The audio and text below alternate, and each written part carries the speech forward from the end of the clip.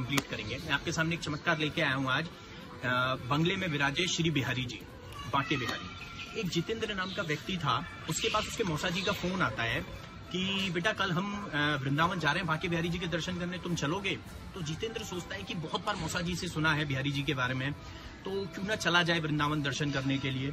तो वो उनसे बोल देता है ठीक है जी मैं चलूंगा। वो अपने ऑफिस जाता है, ऑफिस में ज्यादा काम नहीं होता क्योंकि हड़ताल चल रही होती है उसके ऑफिस में, तो फैक्ट्री में, तो वो वापस आ जाता है दोपहर को ही।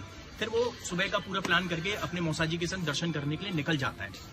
उसके बाद जब वो दर्शन करता है तो वो लोग सबसे पहले जयपुरिया भवन जाते हैं, वहां पर उनको रूम नहीं मिलता। तो वहां का जो मैनेजर था वो उनसे बोलता है कोई बात नहीं, रूम तो अवेलेबल नहीं है, आप कहीं और ले लेना, पर दर्शन कर आओ, सामान आप यहीं रख जाइए।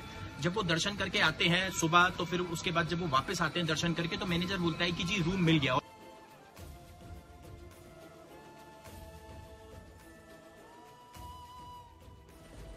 तो उसके मौसा जी कहते हैं कि बिहारी जी मैं तो सोच रहा था इस बार शायद आप रोकोगे नहीं, लेकिन आपने देखिए कैसे ना कैसे रूम कर ही दिया। उसके बाद जितेंद्र शाम को जब दर्शन करने के लिए जाता है तो दिखता है कि फूल बंगला बना हुआ है बिहारी जी का। फिर वो अपने गोस्वामी जी से पूछते हैं, मौसा जी के जो गोस्वामी जी होते हैं, कि फूल बंगले के बारे में, तो बताते हैं कि यजमान लोग, भक्त लोग बनवाते हैं फूल बंगला। तो जितेंद्र उनको बोल के जाता है कि मेरी एक परेशानी है जी, अगर वो सॉल्व हो गई तो मैं भी बिहारी जी का फूल बंगला बनवाऊंगा। वो कहते हैं ठीक है बिहारी जी करेंगे। जैसे ही वो दर्शन करके नेक्स्ट डे मॉर्निंग में रात को स्टे करके निकलते हैं, तो जितेंद्र अपने ऑफिस जाता है।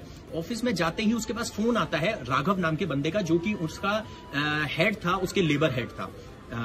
तो वो उसके पास फोन करता है जितेंद्र के पास, कहता है कि सर मुझसे गलती हो गई है और मैं ये जो हड़ताल है इसको समाप्त करना चाहता हूँ, खत्म करना चाहता हूँ। तो वो जितेंद्र से मिलने के लिए आता है। तो जितेंद्र उससे पूछता है राघव से कि ऐसा तूने क्यों किया, अचानक से कैसे ख्याल आया? बोले सर कल रात को मेरे सपने में एक श्याम बालक आया था, एक सांवले रंग का बच्चा, और उसने मुझसे कहा कि ये हड़ताल को खत्म कर वरना मैं तेरा विनाश।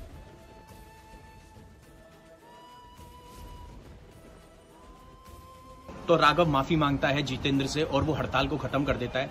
जितेंद्र तुरंत खुश हो जाता है और सबसे पहले गोस्वामी जी को फोन करता है और बोलता है कि 2 दिन बाद मैं वृंदावन आ रहा हूं और आप मेरे नाम का मतलब मेरी तरफ से बिहारी जी की सेवा में बंगला बनवाइए।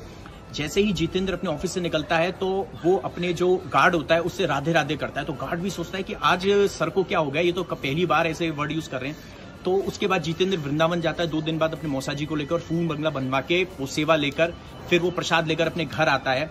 तो एक तो इस चीज में आपको मैं 2 बताने चीज चाहता हूं कि एक तो राधे राधे वर्ड एक ऐसा है जो सिर्फ राधे राधे नहीं है, उसकी वैल्यू बहुत है।